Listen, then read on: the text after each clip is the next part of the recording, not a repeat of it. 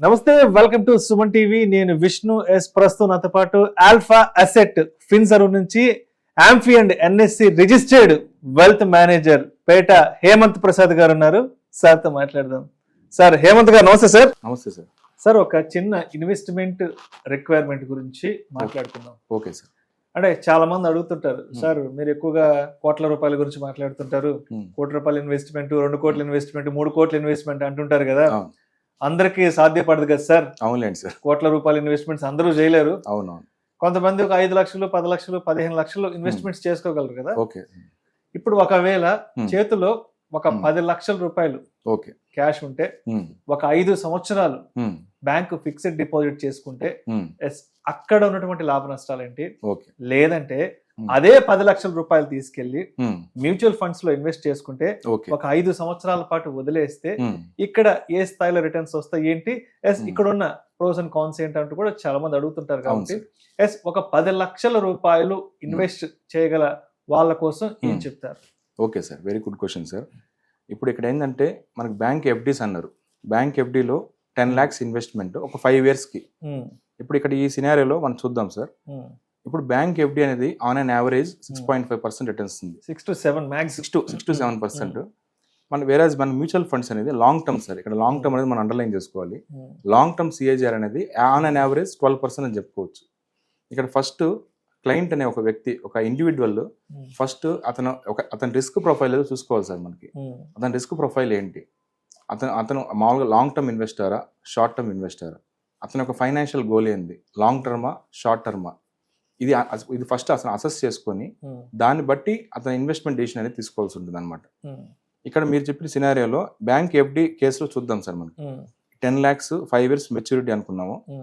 On and average గా assumed annual return FD rate అనేది 6.5% ఈ కేసులో మనం తీసుకున్నాము. సో ఇట్లా తీసుకుంటే అతనికి మెచ్యూరిటీ వాల్యూ అనేది, అతనికి గెయిన్ అనేది అంటే 3,25,000 ఉంటుంది. ఈ 10 lakhs కి 10 lakhs మీద అతనికి వచ్చే ఎఫ్డి రిటర్న్ అనేది 3,25,000 ఉంటుంది అనమాట. 5 సంవత్సరాలకి. ఫిఫ్త్ ఇయర్ కి. దీంట్లో మళ్ళీ అందరిని ఇగ్నోర్ చేసే ఫ్యాక్టర్ ఏంటంటే ట్యాక్స్. ఇక్కడ 10 lakhs మనం ఇప్పుడు మనం మాట్లాడుకునే సినారియోలో ఇప్పుడు ఒక లంసమ్ ఇన్వెస్ట్మెంట్ చేస్తున్న ఇండివిజువల్ కాబట్టి మళ్ళీ మనం ఒక లెస్ దాన్ 10 lakhs ఇండివిజువల్ కాకుండా అబో 10 lakhs ఇండివిజువల్ కేసు తీసుకొని 30% ట్యాక్స్ ల్యాబ్ అప్లై అవుతుంది అనుకుందాం. ఈ కేసులో ఒకవేళ అతనికి మళ్ళీ 30% ట్యాక్స్ ల్యాబ్ రేట్ అప్లై అయింది ఇంక్లూడింగ్ సెస్ కానీ చూసుకుంటే అతనికి ఫ్లాట్ ఈ 3 లక్షలు అంటే 10 lakhs లో 3,25,000 అనేది ఎఫ్డి రిటర్న్ వచ్చింది. దీంట్లో మళ్ళీ అతనికి 1,01,400 అనేది ట్యాక్స్ కట్ అయిపోతుంది సార్. ఫ్లాట్ రేట్ అనేది కట్ అయిపోయి ఇంకా అతనికి నెట్ గా వచ్చేది 2,23,600. అతని టీడీఎస్ లైన్ కట్ అవ్వగా అతని real return post tax return అనేది 2,23,600. అంటే ఇది 5 years మనం అనుకున్నాం కాబట్టి యావరేజ్ గా సిఏజిఆర్ టర్మ్స్ లో కానీ మనం చూస్తే 4.12% అతను వర్కౌట్ అయినట్టు సార్. అంటే పోస్ట్ ట్యాక్స్ రిటర్న్ అనమాట. అంటే మనం 6.5% అనుకుంటాం కానీ పోస్ట్ ట్యాక్స్ రియల్ రిటర్న్ అనేది 4.12% సిఏజిఆర్ అతను వర్కౌట్ అయింది ఈ ఎగ్జాంపుల్లో. సో ఇక్కడ మనకి ఇప్పుడు ఇదే కేసు మనకి 10 lakhs అనేది మ్యూచువల్ ఫండ్స్ లో చూద్దాం. ఇక్కడ డిస్క్లైమర్ ఏంటంటే మ్యూచువల్ ఫండ్స్ అనేది అట్లీస్ట్ మనకి 5 years సార్ లాంగ్ టర్మ్ అనుకోవాలి. ఒక కస్టమర్ ఇప్పుడు ఇన్వెస్ట్ చేసేద్దాం, తర్వాత ఒక 8 months తర్వాత 9 months తర్వాత 1 year తర్వాత ఒక 2 years తర్వాత తీసేద్దాం, మళ్ళీ విత్డ్రా చేద్దాం అనేది ఇక్కడ వర్కౌట్ కాదనమాట. సపోజ్ ఒక పర్సన్ అనే వ్యక్తి ఒక 2 years కి నేను పెట్టుకుంటాను, తర్వాత నేను మంచి 12% 10 లక్షలకి 12%, 1,20,000, ఇంకొక 12% 2,50,000 అట్లా వచ్చేస్తుంది కదా, అప్పుడు తీసేద్దాం అనుకుంటారు. అట్లా కాదు సార్. ఇక్కడ లాంగ్ టర్మ్ అనేది వెరీ ఇంపార్టెంట్ అనమాట. అందుకే మనం ఫస్ట్ అతని ఒక రిస్క్ ప్రొఫైల్, అతని ఒక ఫైనాన్షియల్ గోల్ అనేది మనకి లాంగ్ టర్మ్ ఉంటేనే మనకి మ్యూచువల్ ఫండ్స్ అనేది వర్కౌట్ ఉంది.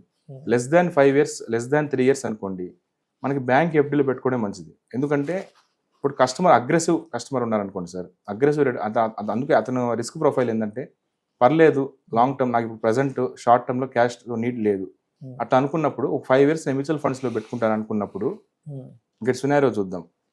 ఇక్కడ 10 years కి 5 years కి 10 lakhs ఇన్వెస్ట్ చేశాడు.